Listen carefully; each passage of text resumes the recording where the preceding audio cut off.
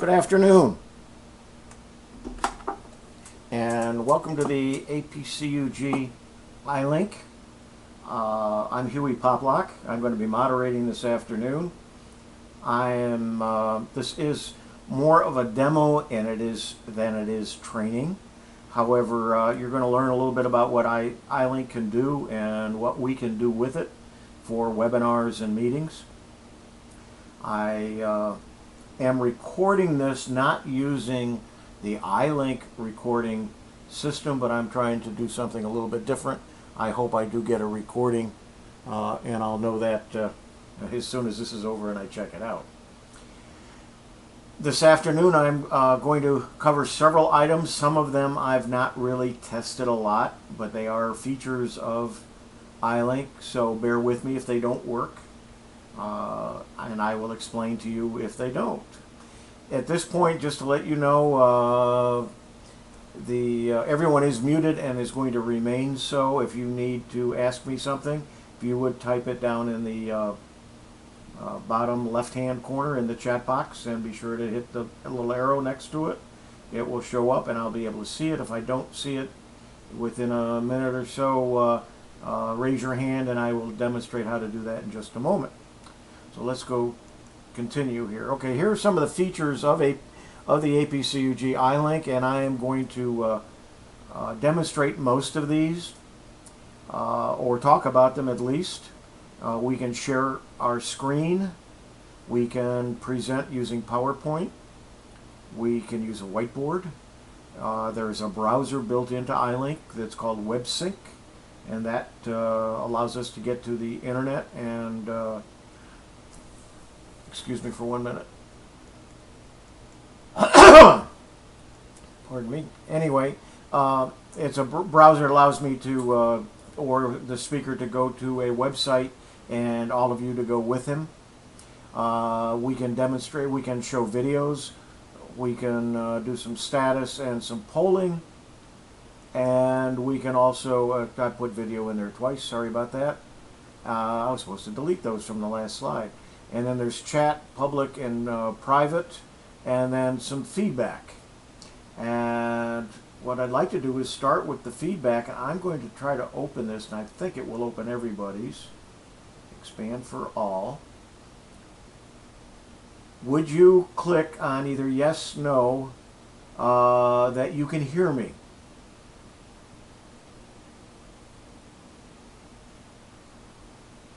Of course, if you can't hear me, you're not going to say no. At this point, only 2 people have not answered, and I'm one of them, so let me, let's see. Let me click there. And 1 person hasn't answered. That's Orban. There's an M. Orban. Can you not hear me? If so, please click yes in the feedback. Super. Okay, so everyone can hear me?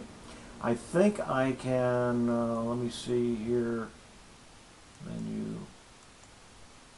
I can share that with you so you can see. Can you see? No, I guess you can't. Anyway, I thought you could see the answer, but there are 11 yeses, so there's 11 people on. And thank you. And now I can also close everybody's, and this is something I'm trying to do here, feedback. And there's a way of doing it, and collapse all. There we go. And that should have collapsed it. Good, that works. Okay, so you can do some feedback and you can preset that up, and there are some choices of different types of questions that you can have in feedback. So we know that that is working. One of the main features of iLink, there's a few seconds of lag time. Always be aware of this. When you speak, leave time between the statements. And someone may ask you a question or comment, and they'll talk over you if you're talking too fast or you haven't given them a chance to cut in. So make sure that you leave time between statements or between paragraphs. And also, if you're advancing slides, as I am here, that you're aware that the slide may be a few seconds after you are ready to talk, so you want to give it time for it to show and then start talking. This is what I see at the top of my screen. It's slightly different than yours. However, note this right here. I'm not seeing that right now because when I set this demo up, I didn't set it for audio to have video. And you're seeing this, except you're not seeing this part of it. That's at the top of the screen. So to go back, this is what I see because I have then some controls to share, present. Let me use the laser light here. There's a laser light here.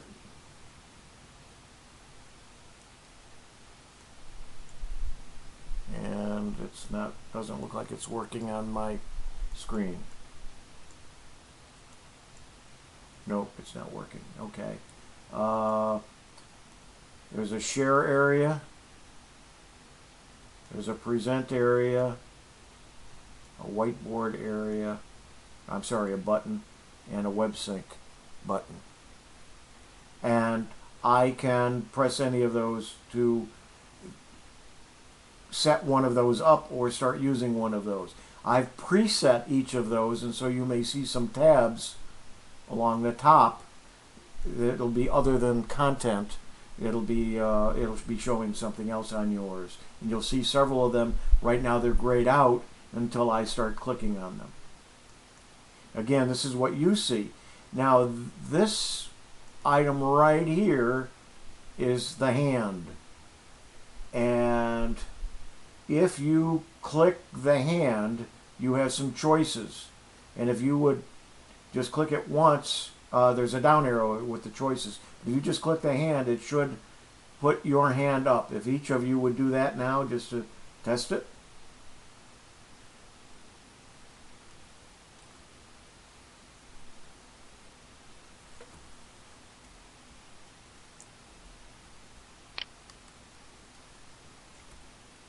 Arvin, you're not paying attention. Robbie, if you'd hit that my status.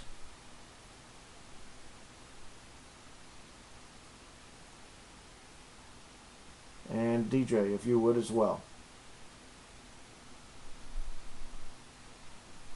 Good, everybody's done that. Now if you click it one more time, the hand will go down.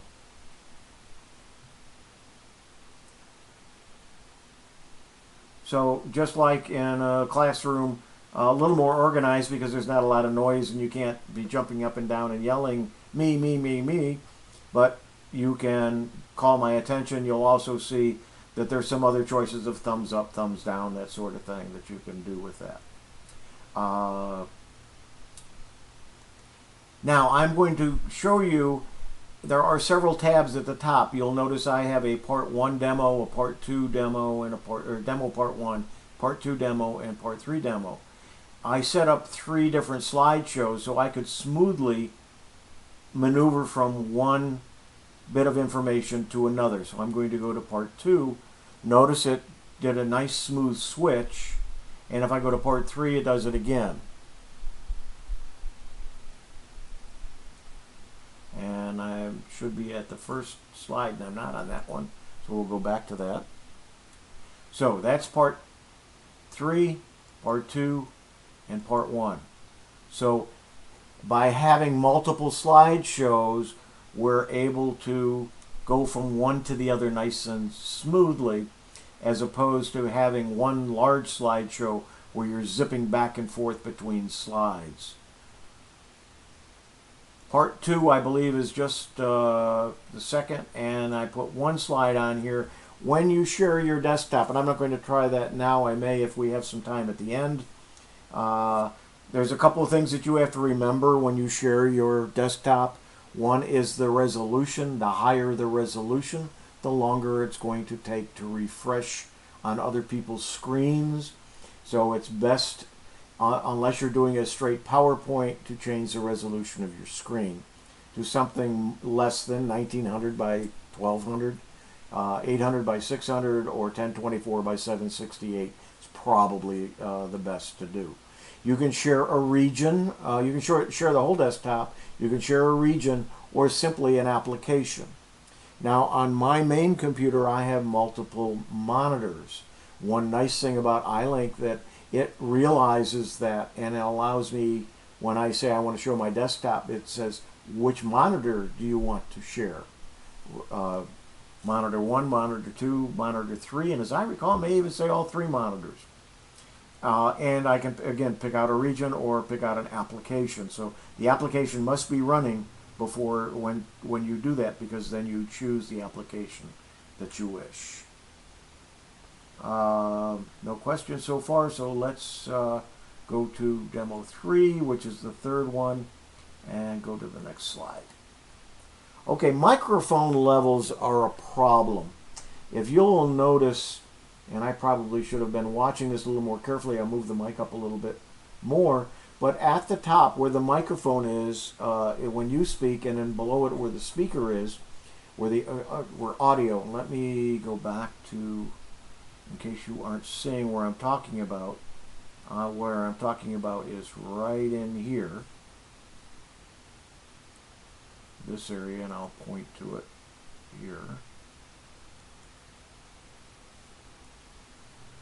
In that area, you should see when I speak. When it goes into the red, that means I'm over-modulating, or I'm talking too loud. Well, I'm probably not talking too loud. My settings are too loud. Or, in some cases, it may not be loud enough. You may have difficulty hearing me or someone else. And you can adjust the mic levels, but you have to do it on your computer. You do not do it through iLink. In Windows 7, this is the series of steps that you have to take. You go to Control Panel, you choose Sound, then you find the Recording tab, you highlight the microphone that you're using, you either right mouse click and click on Properties, or there is a button called Properties, you click on that, and then there are several tabs, and you choose the Levels tabs, and then you make adjustments. And what the Levels tab will look like is something like this. You may or may not have the microphone boost. I do on this particular computer that I'm doing this with. And you can adjust your microphone level and microphone boost to and then go back and see what your levels are. Greg is saying on a Mac, you go to Apple icon and click System Preferences, then click on the sound icon to adjust. So it's very easily done on a Mac as well. It's just it's another step that you have to do that a lot of us don't remember, because we don't change the volume. And I have noticed that from one session to another, the microphone levels will change. Okay, other versions of Windows will be similar, and then Mac users will also have to make adjustments on their systems, and we just covered that. Thank you, Greg. Now, before I do this, before I go any further, are there any questions? Raise your hand and then type down on the bottom, and I'll look for the question. Okay, seeing no hands, I'm presuming there aren't any. So let's take a poll. Do you like computers? If you do not see the question, do you like computers, in the main window, please click your hand for my status so I know you cannot see it. We had one person last week that I tested on this that did not see it. I'm not seeing anybody. So if everyone would answer those questions.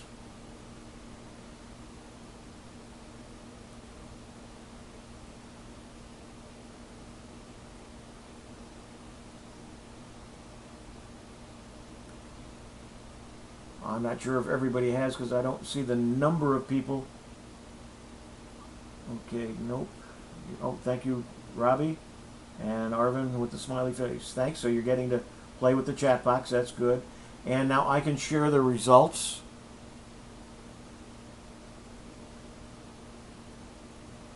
%, want to go back to DOS. So it doesn't show the numbers, but it does show the percentage. Somebody else now has answered, and they're a necessary evil. So you can see that you can pre-set up, or you can actually create questions on the as you're working, but it takes a few seconds to do it. It's better that if you have them in advance. But you can see this would be an advantage as you're working through your slides or your presentation, that you could have some questions for people to ask. There's also the possibility of using a whiteboard. For instance, I put a note up here, the actual registration page is, and then I can say, okay, I want to mark a check mark that I've told you that, so I put a check mark next to it. And Greg had mentioned in his chat, and let me go back to text, create a box, paste this in, delete this statement, and click out. And now you can see what I just, I captured what Greg had said about on a Mac how to change the microphone levels. So obviously the white page, and I don't think if somebody wants to try to write on it, I don't believe you have access to do that, but that may be a setting. And I'm not seeing anybody doing it, so there should be some things above. If you could, there are some items above the whiteboard, and I don't see them, so you can't do anything. Okay, that's a setting. One other thing that I would like to demonstrate that I'm not sure whether will work or not. Well, before we do that, I didn't set up a web sync, so we're going to do that right now. And we're going to go to my website. So very quickly I can preset up a URL, so all I have to do is click on it and I don't have to type anything in, and it took me to my website. However, I can in this at the top, I can type in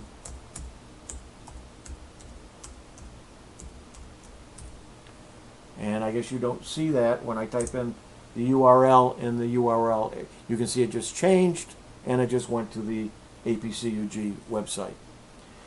And we can then go to the virtual conference page, see what the schedule is for the conference, read the information, and then go out and I can show you the information for registering, and make sure you click here to register for the event. And there are the events, and you want to do the track 1, you want to do both track 1 and track 2 by clicking here, and then clicking the register button if you haven't done so far. So that is the web sync. We've done a poll. The only thing left that I haven't done is media. And I'm going to, whoops, no, I don't want to, let's see, iLink, yes, close all. I just closed that tab, and we're going to come back over to demo 3. So notice that I can switch back and forth between these windows fairly smoothly, and make it look like this is a presentation as opposed to a hodgepodge of information. Now what I'm going to attempt to do is show some media. It may not show up on your screen except when I start it. You may hear it, but you may not see it, and we're going to find that out in this. It is doing it.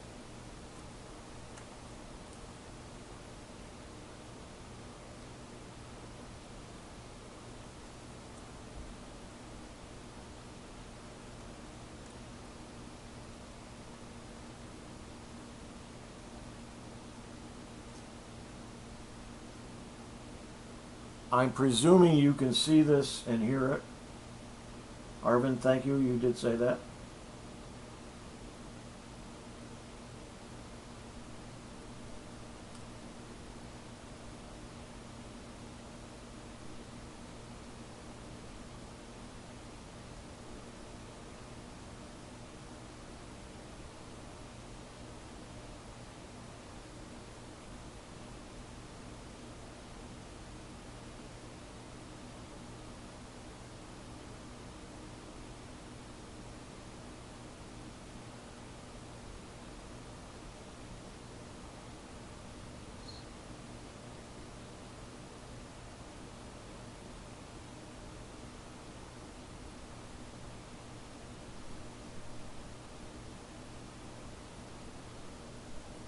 Okay, Greg is saying nothing but the URL, so I'm guessing that the media didn't show up on his Mac. So there may be an issue there. So it's probably not the best thing to use media, but if you're showing it to an all PC contingency, then you might be able to do it.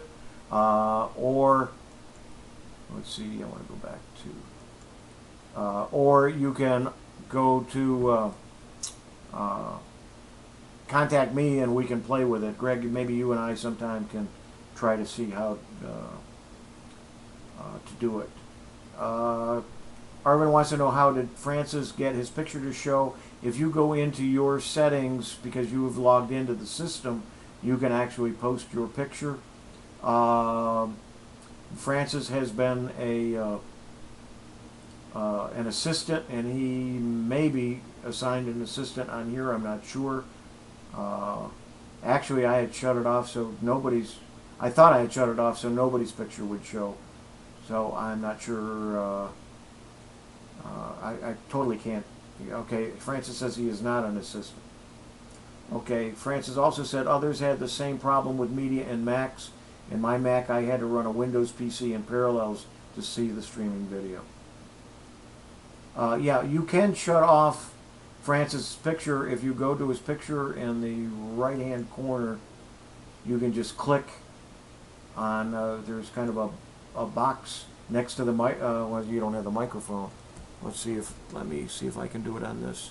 There's a box right next to his name. When you move your mouse over his picture, you will see, and you will see his picture, and now somebody else with a picture is come in, which is Jim, and you can just click that little box next to them, and it will minimize their pictures. That's not done for everybody. It's only done on your screen. Yeah, they do take up too much space, and in fact, what I'm starting to do is to actually make it, and for some of these meetings, so we can make it so you can't see the list of attendees, but I don't like to do that unless it's very open. Some people don't like to have their names out there, so I may not. In some cases, you can choose not to even show the attendees list, or you can choose to show it without any pictures. So there's a way of doing that. One other question somebody asked earlier, or something mentioned. Let me go back through the notes. On the web sync, when you're on a web page, there is a setting, and I'm not sure whether it has to be before we start the session or it's during the session. I think it's before. In most cases, it defaults that there's no scrolling. If I scroll and get to the bottom of what's on the screen and scroll past that, you will not see me scrolling. You have to do that on your computer. You can do that, but I believe there is a setting that I can force that, so it will scroll as I scroll, and I need to probably change that as the default.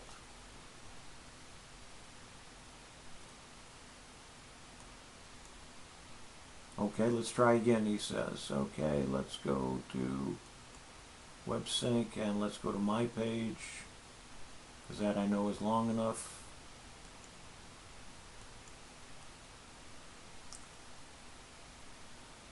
And I have now scrolled past what you saw on the screen, and it did not scroll on yours. But if you do it manually on your screen, even while I'm talking, you can scroll down and to the side. Is that working for everybody? Is there anybody who can't scroll? Raise your hand if you can't scroll, or rather than, and thank you, Jerry. Arvin, Arvin, you can scroll. Okay, good. All right, so you can see that. Any other questions? Don, do you want to come in and add anything? Thank you, Greg.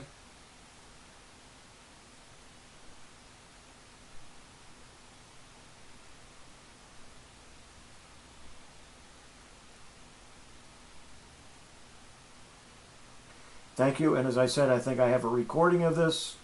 Thanks everybody for joining us. I hope I've shown you all of the items. If you wish, let's see, I want to make sure that I go back to the whiteboard. The actual registration for the Virtual Conference 3 is at that site. Go to apcug.net if you want more information on it. Please make sure that you may want to check in. They are updating the software, and the DLL that you have to install is going to be updated tonight, so the next time you log in after tonight, you'll probably have to reinstall with a newer version. That's an update being done by iLink. So be aware of that before you come in next week. Feel free to contact me and let me let me do a text box right here.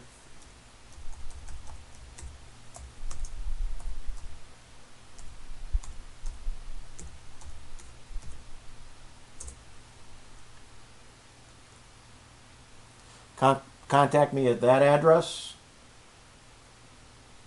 or if you've got any other address that's mine, feel free to contact me at that if you have any questions, or if you want to do a microphone check, if you're one of the speakers, or want to do to double check your speakers or your microphone, I can do a session private with you at any time. Be glad to do it.